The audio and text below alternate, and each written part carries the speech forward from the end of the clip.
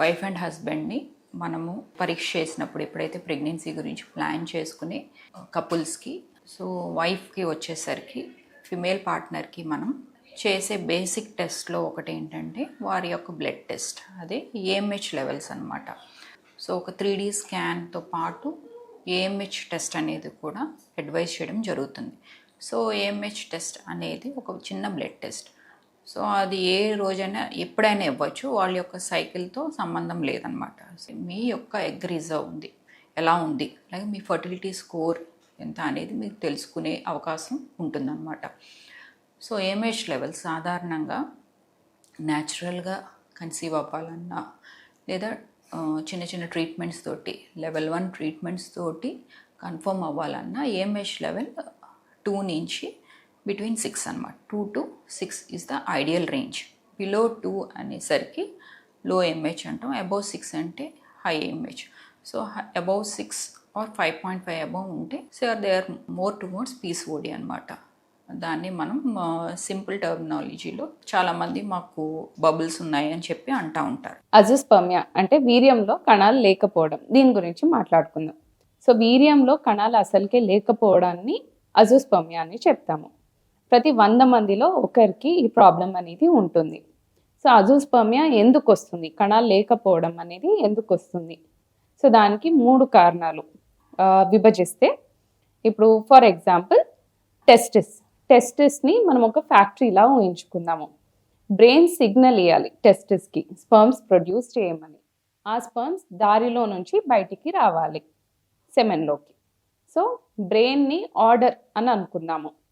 So brain నుంచి order రాకపోవడము, so hormone problem ఉండడము, hormone problem ఉండి హార్మోన్ సిగ్నల్స్ కరెక్ట్గా టెస్టిస్లోకి అందకపోవడం, ఈ ప్రాబ్లం వల్ల టెస్టిస్ అనేది స్పర్మ్ని ప్రొడ్యూస్ చేయదు.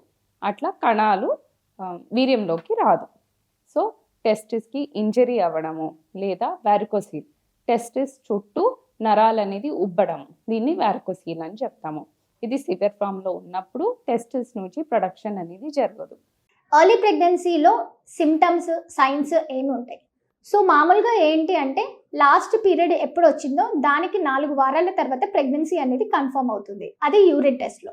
అదే మనకి బ్లడ్ టెస్ట్లో బీటా హెచ్సిజీ టెస్ట్లో మనకి 3 వారాలకి లేకపోతే 3.5 వారం అంటే 3 నుంచి 4 వారాల లోపల ప్రెగ్నెన్సీ అనేది కన్ఫర్మ్ అవుతుంది.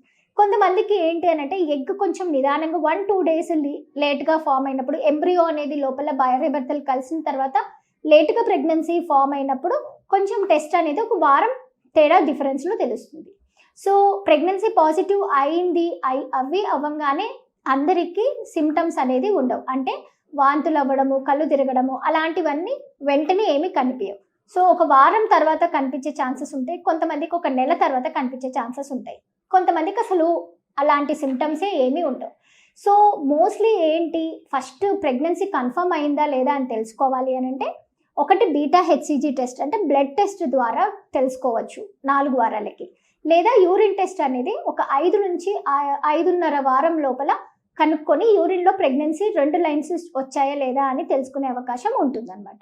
ఐవీఎఫ్ ట్రీట్మెంట్లో మీకు ఎంబ్రో రెడీ అవుతుంది కదా, అది ఎంబ్రో ట్రాన్స్ఫర్ అయిపోయిన తర్వాత what are the precautions to take అంటే ఎట్లా ఉండాలి అనేది నేను మీకు ఎక్స్ప్లెయిన్ చేస్తాను అనమాట.